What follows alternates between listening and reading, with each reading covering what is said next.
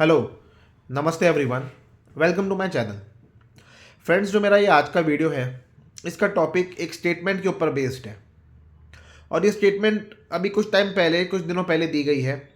और इसके देने के बाद ये स्टेटमेंट बहुत ही ज़्यादा वायरल हुई है। इस पर बहुत सारे डिबेट्स डिस्कशंस हो चुके हैं। और ये स्टेटमेंट्स है 90 hours work week, how long can you sit at home, how long can you stare at your wife, and I work on Sunday. I regret that I could not make you employees work on Sunday also. ये सारी statements L&T के chairman S.N. Subramaniam ने दी थी कुछ दिनों पहले। And उसके बाद से ये एक हेडलाइंस बन चुकी है। अभी हेडलाइंस कैसे बनी है और इसका एक्चुअली में स्टेटमेंट्स का रियल मोटिव क्या है, जो इसमें बोला गया है कि 90 आवर्स काम करो जिस चीज़ के लिए, एक्चुअली में क्या ये उस चीज़ के लिए ही मीन हो रहा है या इसका कुछ और पर्पस है जो कुछ और बोल के छुपाया जा रहा है। And in the end to in this video आपको ये भी पता चलेगा क्या ये स्टेटमेंट का एक्चुअली में इम्प्लीमेंट होना क्या पॉसिबल भी है कि नहीं। And towards the end of this video मैं कुछ टेक अवेज दूंगा जो यूथ फॉलो कर सकते हैं अपने आप को ऐसी स्टेटमेंट्स के इम्पैक्ट से बचाने के लिए, अपने आप को डिस्टर्ब ना करने के लिए इन स्टेटमेंट से, क्योंकि ऐसा स्टेटमेंट्स और न जाने कितने भी और आगे आ सकते हैं। तो youth should have some counter narrative in their mind so that जब भी ऐसी स्टेटमेंट कोई आए तो वो अपने आप को प्रोटेक्टेड रख पाएँ और अपनी वर्क लाइफ बैलेंस को हैम्पर होने से बचा पाएँ। सो मेरा ये वीडियो आप लास्ट तक देखिएगा। This will be really a very beneficial and thought provoking video जो आप देखोगे। So let's start. अब 90 आवर्स वर्क वीक, इसको मैथमेटिकली सोचने की और ब्रेक डाउन करने की कोशिश करते हैं। 90 आवर्स फॉर 7 डेज का मतलब हो गया per day 12.85 hours. Round of करके देखें तो 13 hours a day. 13 hours a day आप काम करोगे ऑफिस में, दैन रिमेनिंग 11 आवर्स आप रहोगे घर में। 11 आवर्स में से 7 आवर्स आप सो जाओगे इफ़ द कंपनी अलाउज, आप उतनी देर आपको वो सोने को दे। अगर आप 7 घंटे सो जाते हो 11 में से तो 4 घंटे आपके पास बचते हैं। 4 घंटे का मतलब हो गया 60 मिनट पर घंटे के हिसाब से 240 minutes for 7 days. So per day निकल के आया है 34.28 मिनट्स। राउंड ऑफ करके हम लेते हैं 34 minutes per day. 34 minutes per day you have for everything else, for commuting, for traffic में फंसने के लिए, बच्चों के काम के लिए, वाइफ के लिए, पेरेंट्स को डॉक्टर के ले जाने के लिए, टेस्टिंग कराने के लिए, अपनी बॉडी को आराम देने के लिए, इन सब के लिए आपको मिलते हैं दिन के 34 मिनट, 34 मिनट्स। तो अब आप सोच के बताओ मैथमेटिकली क्या ये चीज़ आपको पॉसिबल नज़र आ रही है? क्या ये सस्टेनेबल है? और अगर आपने ऐसा कर दिया तो आपका बर्नआउट होगा या नहीं होगा? प्लीज़ अपना फीडबैक कमेंट बॉक्स में ज़रूर दीजिएगा। अब इस फैक्ट को कंसिडर करिए, जिस चेयरमैन ने ये स्टेटमेंट दी है उसका एनुअल सैलरी पैकेज है 51 करोड़।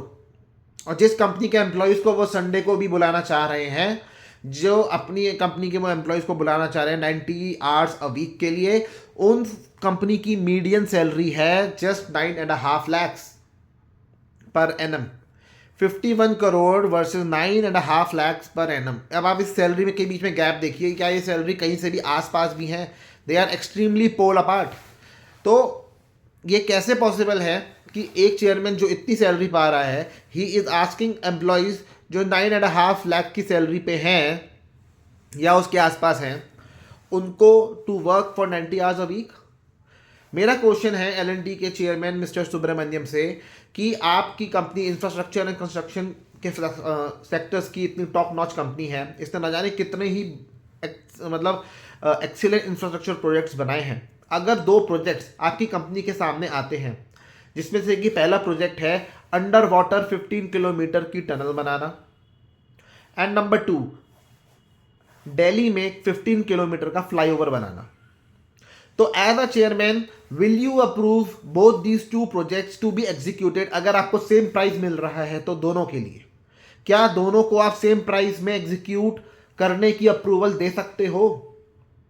क्या अंडर वाटर टनल जो 15 किलोमीटर लंबा होगा और एक जो फ्लाईओवर जो दिल्ली में बनेगा जो भी 15 किलोमीटर लंबा होगा, क्या दोनों सेम कॉस्ट में बन जाएंगे? और अगर बन जाएंगे तो फिर आपके एम्प्लॉयज़ भी 90 आवर्स अ वीक आने को रेडी होंगे, ज़रूर होंगे।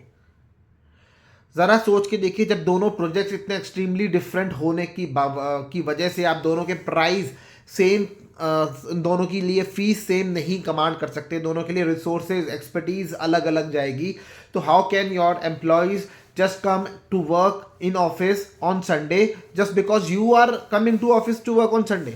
जस्ट बिकॉज आप संडे को आ रहे हो तो ऑफिस आएंगे। जो आप करोगे सेम टू सेम वही आपके ऑफिस के बाकी एम्प्लॉयज करेंगे।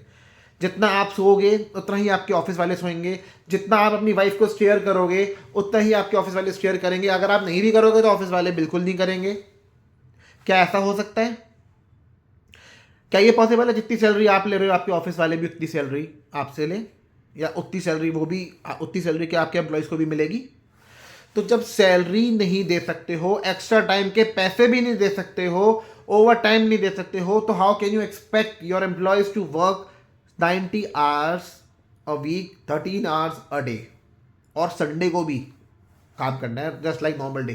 क्योंकि आपके हिसाब से अगर एम्प्लॉई ऑफिस नहीं आ रहा तो वो घर में खाली बैठा है, और अगर वो खाली नहीं बैठा तो अपनी बीवी को या बीवी अपने हस्बैंड को स्टेयर कर रहे हैं, क्योंकि उनके पास एक दूसरे को स्टेयर करने के अलावा भी और कोई काम हो नहीं सकता। इससे आपकी मेंटालिटी, आपकी सोच का दायरा कितना है और आपकी नॉलेज का कितना all around in all inclusive development हुआ है, इस ये समझ में आता है। ऐसी स्टेटमेंट का देना कि कितनी देर आप घर में आइडल बैठोगे, कितनी देर अपनी वाइफ को स्टेयर करोगे, एंड संडे को मैं तो आता हूँ बट आई रिग्रेट कि मैं और एम्प्लॉयज़ को नहीं बुला पाता हूँ। ये क्या हाईलाइट हो रहा है इससे? ये क्या हाईलाइट हो रहा है? आपका फ्यूडल, आपका ओल्ड आउटडेटेड मेंटालिटी, जिसमें कि हार्ड वर्क एंड घंटों को ग्लोरीफाई करते थे।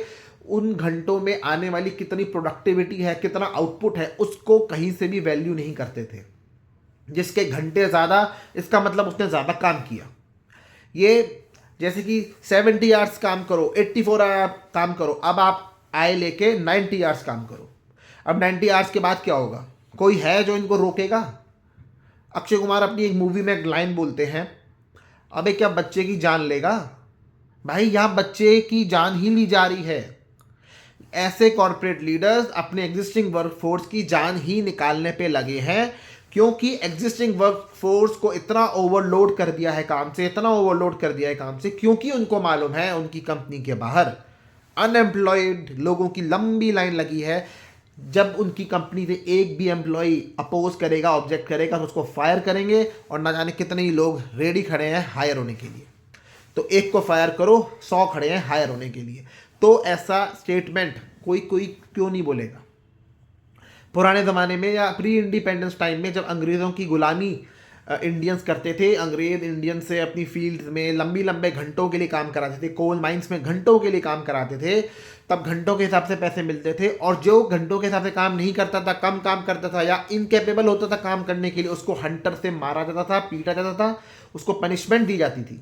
तो ये सेम वे में आज की डेट में कॉरपोरेट स्लेवरी ही हो रही है, जिसमें जो हंटर मारने वाले हैं वो हैं कॉर्पोरेट लीडर्स, जो ऐसी बकवास बेसलेस स्टेटमेंट्स दे रहे हैं, और हंटर की जगह एक्चुअल हंटर तो वो यूज़ नहीं कर रहे, पर अलग अलग तरीकों से स्ट्रेस, टेंशन, प्रेशर इतना दिया जा रहा है कि इंसान को वो एक तरीके से इंजरी ही पहुंचा रहा है, इंसान बीमार पड़ रहा है, इंसान की डेथ हो जा रही है।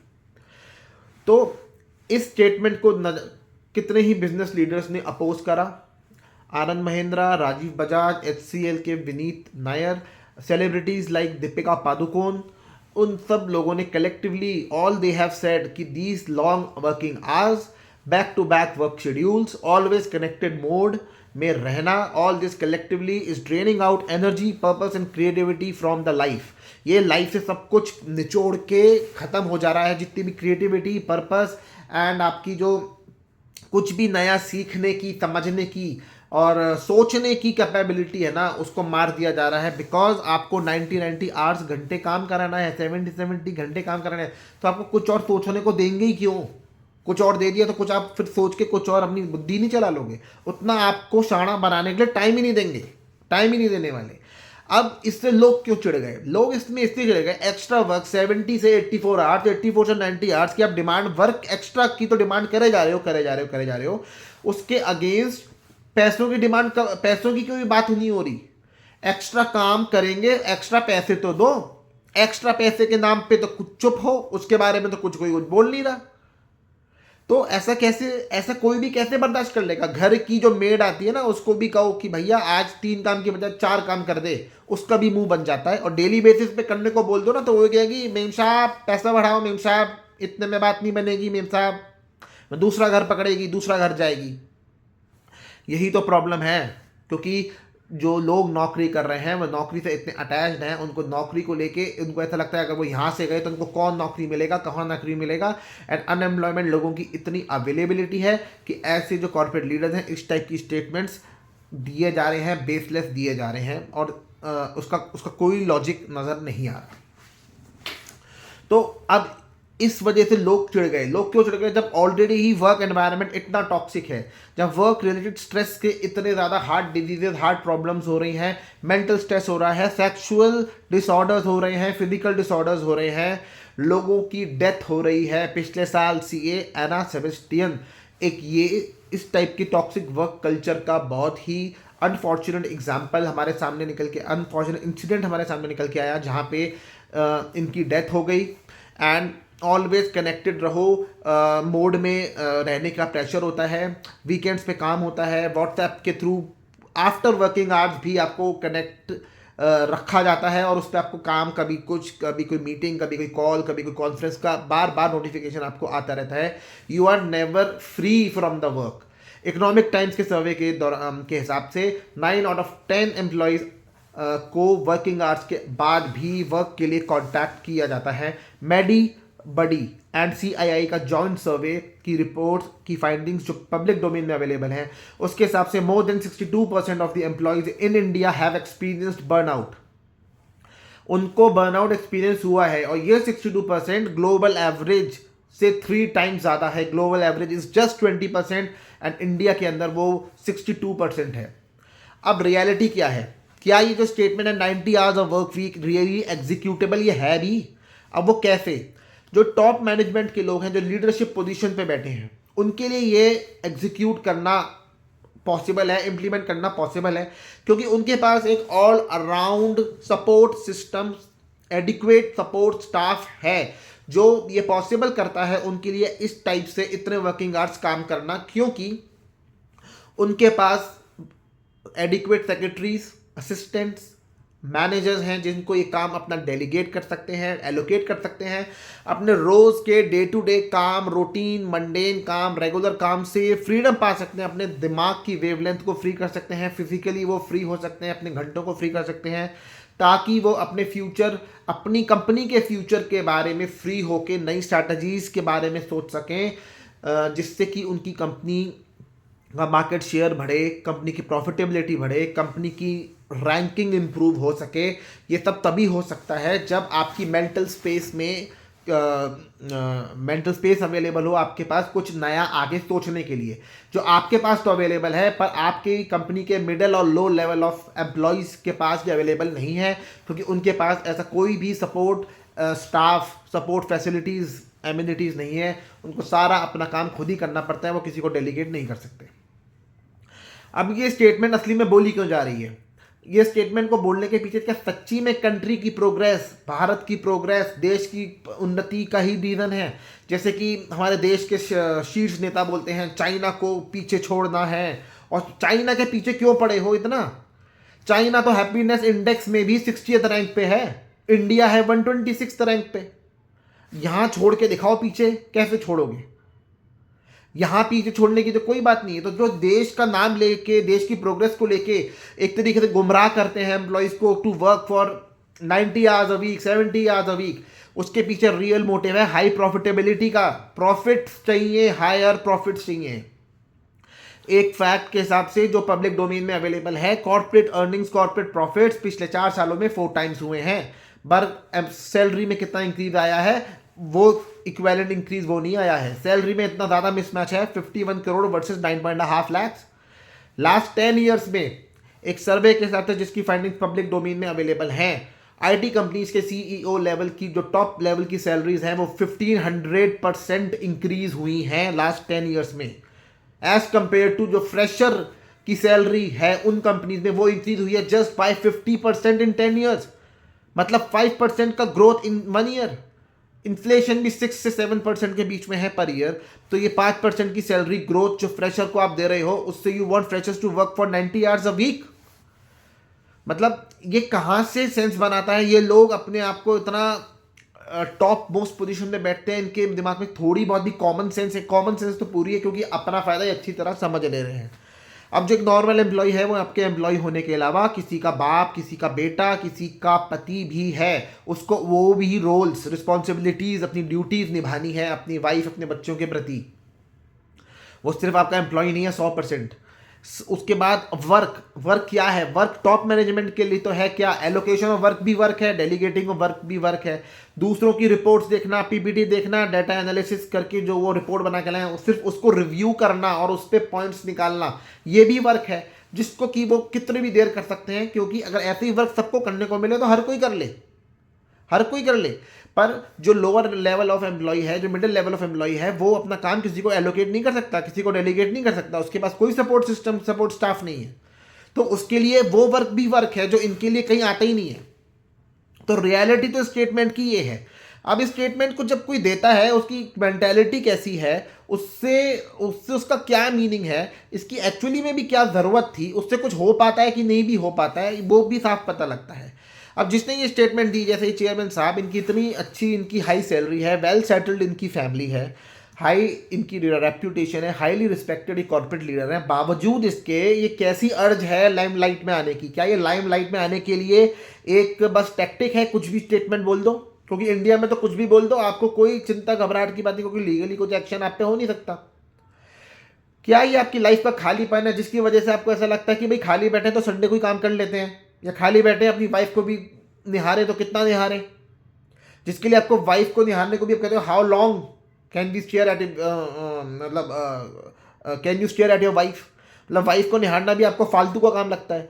अब आपकी कंपनी का यूथ है, इंडिया का यूथ है, इसको शादी करनी है, अपनी फैमिली आगे बढ़ानी है, अपने मतलब बच्चे पैदा करने हैं, ये वो सब काम कैसे होंगे? कभी अपनी वाइफ को स्टेयर करके तो देखिए, उसमें भी कितना आनंद आता है, वो भी कितना लवली एक्सपीरियंस है, पुरानी अच्छी यादें ताज़ा हो जाती हैं। आनंद महिंद्रा ने इसी स्टेटमेंट के काउंटर जवाब में अपनी स्टेटमेंट दी कि I love my wife, I love to stare at her. So जब इतना बड़ा, इतना दिग्गज कॉर्पोरेट लीडर ऐसा कह सकता है, तो इसका मतलब क्या वो खाली बैठा है अपने घर में, वो कुछ नहीं कर रहा? उसका बिजनेस एम्पायर कौन चला रहा है फिर?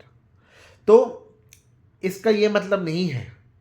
आपका हो सकता है प्यार का दिया बुझ चुका हो, क्योंकि आपने संडेज को काम करा, आपने हफ्ते में 90-90 घंटे काम करा, तो आपका प्यार का दिया बुझ चुका है। हो सकता है अब आपके लिए वाइफ को शेयर करना भी बेकार हो, क्योंकि अब आपसे कुछ ना हो पाए।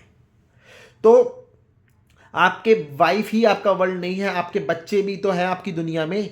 अब आपके बच्चों के संग आप पार्क में खेलते हो, आप अगर आप खेलने का सोचो, बच्चों के संग आइसक्रीम खाने का सोचो, साथ में मूवी एंजॉय करने का सोचो, घूमने का सोचो, अपने बचपन को दोबारा एक बार फिर अपने बच्चों के संग जीने का सोचो, तो क्या वो सब बेकार है? कितने ऐसे कॉर्पोरेट एम्प्लॉयज हैं आज की डेट में? प्लीज़ कमेंट बॉक्स में फीडबैक दीजिएगा कि जो लोग आज की डेट में मिस करते हैं अपने बच्चों के बचपन के टाइम में उनको टाइम देने का, कि उनको लगता है उनके बच्चे न जाने इतने बड़े हो गए और वो उनको टाइम ही नहीं दे पाए, वो काम में लगे रहे। कितने ऐसे एम्प्लॉयज हैं जो आज इस चीज़ को रिग्रेट करते होंगे, मिस करते होंगे। WHO ILO के एक रिपोर्ट के अनुसार, जो पब्लिक डोमेन में अवेलेबल है, if we work for more than 55 hours a week, हमारे हार्ट अटैक के चांसेस 35% इंक्रीज हो जाते हैं, एंड हार्ट डिजीज के 17% इंक्रीज हो जाते हैं। और इंडिया में जहां इतना टॉक्सिक वर्क एनवायरनमेंट है, एंड 55 आवर्स तो कुछ भी नहीं है, इससे ज़्यादा हर कोई काम कर रहा है, तो आप खुद सोचिए ये चांसेस कितने ज़्यादा इंक्रीज ऑलरेडी हो गए हैं। जो इंडिया का यूथ है, जो आपकी कंपनी में काम कर रहा है, जो यूथ है, उसको शादी करनी है, शादी जिनकी हो गई उनको बच्चे करने हैं, वो कैसे करें? आप 90 आवर्स की डिमांड कर रहे हो। बच्चे करने के लिए सेक्स करना पड़ता है, सेक्स के बाद फीमेल्स को कंसीव करना पड़ता है, तब बच्चे होते हैं। कंसीव हमेशा एक बार में नहीं होता, मल्टीपल ट्राई करना पड़ता है, बार बार टाइम लगाना पड़ता है। तो टाइम इतना कैसे निकलेगा जब सारा खून पसीना 90 घंटे काम करके निकल जाएगा? शरीर में जान ही नहीं बचेगी। संडे का एक दिन बचता है, वो भी आप लेना चाहते हो? पिछले 6 दिन ने एम्प्लॉय ने जो काम करा, रातों को वो टाइम से सोया नहीं, देर से उसने खाना खाया, उसका पेट खराब है, उसका हाजमा खराब है, उसको थकान है, उसकी नींद पूरी नहीं हुई, वो संडे को आराम करना चाहता है ताकि वो अगले 6 दिन के लिए अपने आप को रेडी कर सके, वो भी मंजूर नहीं है। अगले 6 दिन कम्यूटिंग में फंसना, ट्रैफिक जाम में फंसना, ईएमआई के बारे में सोचना, फीस के बारे में सोचना, ये सब के संग उसको अगर जीना है तो वो एक दिन भी आराम ना करे। आपका आइडियल केस है सुब्रमण्यम साहब, आपके पास multiple cars, drivers, multiple house help, maids, nannies and medical staff available है for your old parents in case you have. पर बाकी सबके पास ऐसा नहीं होता, तो ये क्या लॉजिक है इस बात को सबके लिए बोलने का कि क्योंकि मैं करता हूं तो आप भी करिए।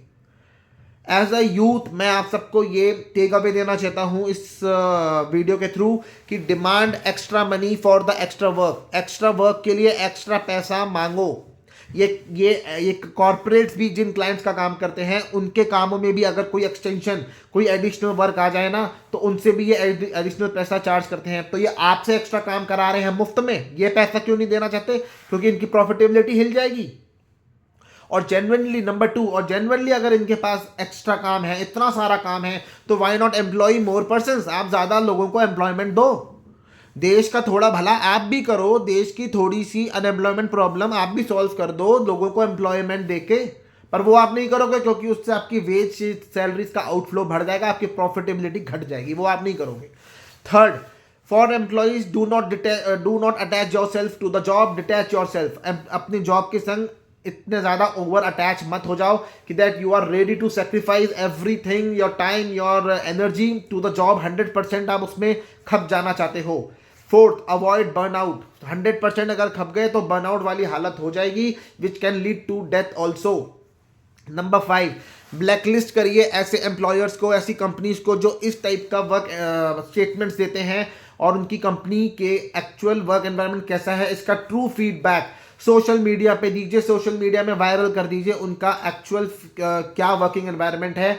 अपना एक्चुअल नेम भले ही मत बताइए, अपना कोई दूसरा नाम रख लीजिए, ऊट पटांग सा कुछ फनी सा नाम रख लीजिए, बट ये सच्चाई वर्क एनवायरनमेंट की क्या है, किस कंपनी की, किस एम्प्लॉयर की क्या है, वो सोशल मीडिया में आनी चाहिए, कॉल आउट करना चाहिए आप सबको। क्योंकि इससे एक तो दूसरे यूथ को अवेयरनेस मिलेगी, साथ ही साथ जितने अनएम्प्लॉयड यूथ हैं वो जब इन कंपनीज के टॉक्सिक वर्क एनवायरनमेंट के बारे में जान जाएंगे, समझ जाएंगे, तो वो कुछ और ऑल्टरनेटिव करने की सोचेंगे और दूसरी कंपनीज को सर्च करेंगे जहाँ पे वर्क एनवायरनमेंट बेटर है। और इन कंपनीज के आगे जो अनएम्प्लॉयमेंट यूथ की इतनी लंबी लाइन लगी हुई है, वो लाइन धीरे धीरे कम होगी और जो उनकी एग्जिस्टिंग वर्क स्टाफ है उनकी इज्जत बढ़ेगी।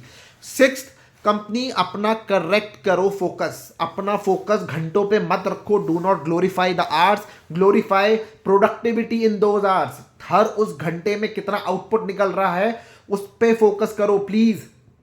फोकस करिए उन कॉजेस पे जो क्वालिटी गिरा रहे हैं, क्वालिटी खराब कर रहे हैं, वेस्टेजेस कर रहे हैं, इनएफिशिएंसीज कर रहे हैं, उन कॉजेस को निकालिए। डिसकंटिन्यू करो अनएथिकल वर्क प्रैक्टिसेस को, स्ट्रीमलाइन करो अपना वर्क फ्लो ताकि एफिशिएंसी बढ़े, इनएफिशिएंसी घटे। 6th, ह्यूमन रिसोर्सेज की डेवलपमेंट में इन्वेस्ट करो, ना कि उनकी एक्सप्लॉयटेशन करो। ह्यूमन रिसोर्सेज की डेवलपमेंट में इन्वेस्ट करो, ना कि उनकी एक्सप्लॉयटेशन में। रिवॉर्ड करो उस एम्प्लॉयज को जो टाइम से अपना काम खत्म करके जा रहा है। क्वेश्चन करो उन एम्प्लॉयज को जो लंबी देर तक बैठे हुए हैं। इन्वेस्टिगेट करो जो एम्प्लॉयज लंबी देर तक बैठे हुए हैं वो क्यों बैठे हुए हैं। एक्चुअली में क्या वो सच्ची में इनकेपेबल एम्प्लॉय तो नहीं है जिसको फायर करने की जरूरत है आपको, और वो लंबा बैठा हुआ है just to show that he is working so hard. फिर इवेल्युएट करो ज्यादा वर्क इज नॉट ऑलवेज, या ज्यादा देर तक बैठना is not always equal to ज्यादा प्रोडक्टिविटी।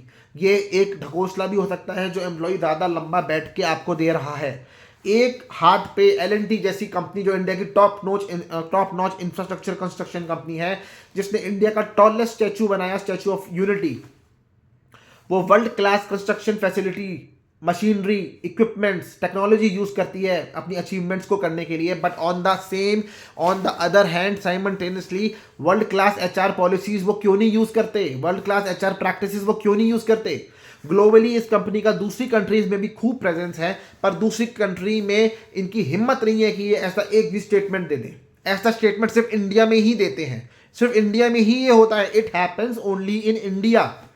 और उसमें भी इनके बचाव के लिए एचआर आ जाती है इनकी कंपनी की, एंड वो कहती हैं कि the statement were given in a casual manner. वाह, कैजुअल मैनर में आप कुछ भी बोल दोगे।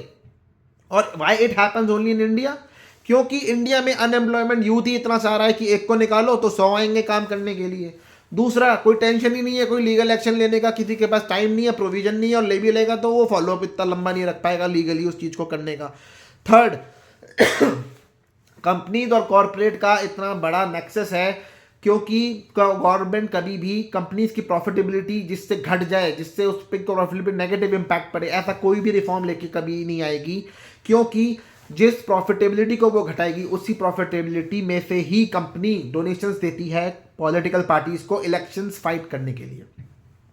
अपनी ही डोनेशंस पे क्यों लात मारेगी पॉलिटिकल पार्टी? तो सोने का अंडा जो मुर्गी दे रही है उससे पॉलिटिकल पार्टी कभी डिस्टर्ब नहीं करने वाली।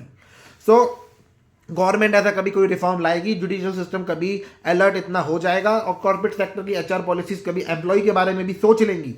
ये होना in the near future possible नहीं लग रहा है।